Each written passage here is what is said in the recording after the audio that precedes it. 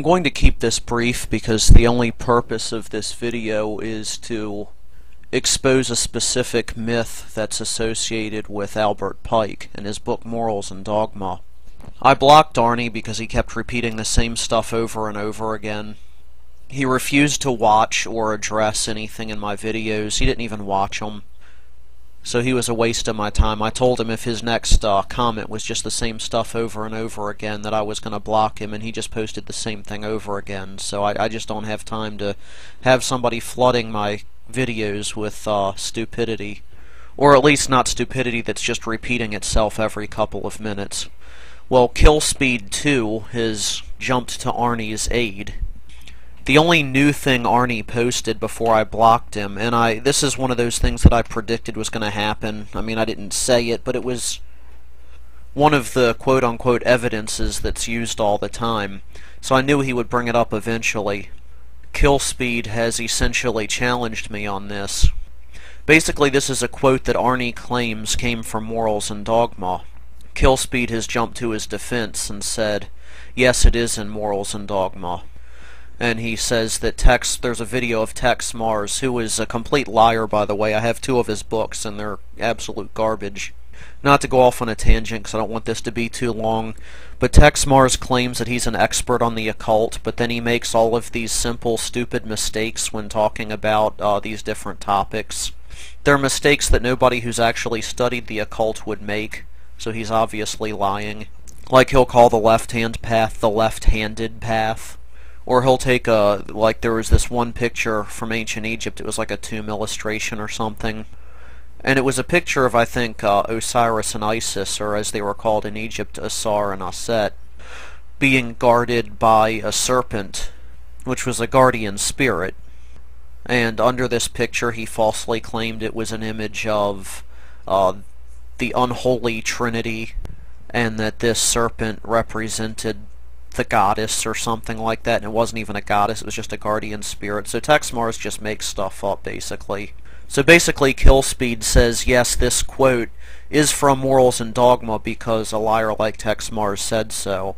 And now he said to me, when I said it was an admitted hoax, he says, wrong, where is your proof? So I wasn't going to make any more videos about Arnie, but I did want to address this quote anyway. I wasn't going to because it would be continuing a debate with somebody I had blocked, but since Killspeed has pretty much taken up the mantle, I'm going to go ahead and explode this real quick. And Killspeed, once I show you that you're completely wrong about this, I expect an apology from you. I love this quote because it proves that people like Arnie are everything they accuse others of being. He accuses me of being a liar, and he's lying about the source of this quote. He claims that I haven't done research, yet if he did even 5 minutes of research, he would find out that this isn't in Morals and Dogma, and it is a proven hoax. I'm not going to read the whole quote because I'm trying to keep this kind of short. But the quote is supposedly from Albert Pike. What's interesting is, I was looking at this quote on all kinds of anti-Masonic conspiracy sites, and none of those sites even claim this comes from Morals and Dogma. So even the anti-Mason sites that use this quote never say that it's from Morals and Dogma. So how Tex Mars and Arnie and Killspeed are saying it's from Morals and Dogma, I don't know. Because their own anti-Masonic allies don't even say it's in Morals and Dogma. Essentially, this quote was supposedly said by Albert Pike in private at a secret meeting of Masons. To keep it short, I won't read the whole thing, but in short, it says, the Masonic religion should be, by all of us initiates of the higher degrees, maintained in the purity of the Luciferian doctrine. If Lucifer were not God, would Adonai and his priests calumniate him, and Adonai or Adonai is Lord? Yes, Lucifer is God, and unfortunately Adonai is also God. And then it goes on like this. And it finishes and says, Lucifer, God of light and God of good, is struggling for humanity against Adonai, the God of darkness and evil. Now, where does this quote come from? There was a man with a very long name, which was Marie Joseph Gabriel Antoine Jogend Pages. I can't speak French, so I'm probably saying all of this wrong. But he went by various pen names, including Leo Taxil, which was his most famous.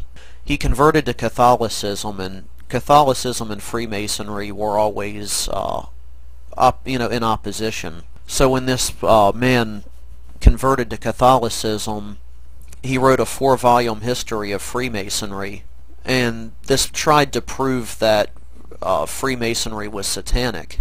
And he basically invented all of these eyewitness reports of things that Freemasons had seen and things like that. And he, made up other pen names for himself and pretended that they were contacts. One of them was Diana Vaughn. Diana Vaughn claimed to be involved in all of these satanic Freemasonic rituals and things, and then she supposedly converted to Catholicism. But Diana Vaughn was nothing more than one of this guy's pen names that he invented. You can find the full text of this document. It's called The Confession of Leo Taxil. You can do a search online and find the whole thing. What this was Taxil had called a press conference, and he said that he would introduce Diana Vaughn. Of course, he couldn't do that because he had invented this character. She wasn't real. What he did do at this press conference was he admitted that a lot of the stuff that he had written in his books was completely fake. Now here's where it gets really interesting. That quote that is supposedly in Morals and Dogma doesn't even appear in any of Taxil's books. It actually appears in a book called Woman and Child in Universal Freemasonry by Abel Claren de la Rive, and I'm probably pronouncing that wrong too. But here's the part that makes this really interesting. When you read this quote in Woman and Child in Universal Freemasonry, keep in mind this is the first time this quote ever appeared. The book gives as its source Diana Vaughn, a completely fictitious character invented by a man who admitted that a lot of the stuff that he said was completely made up. So, kill speed.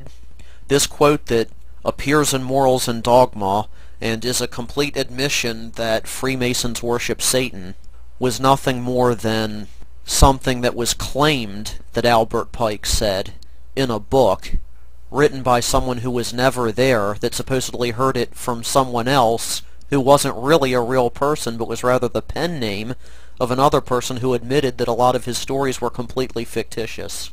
I wait for that apology with bated breath.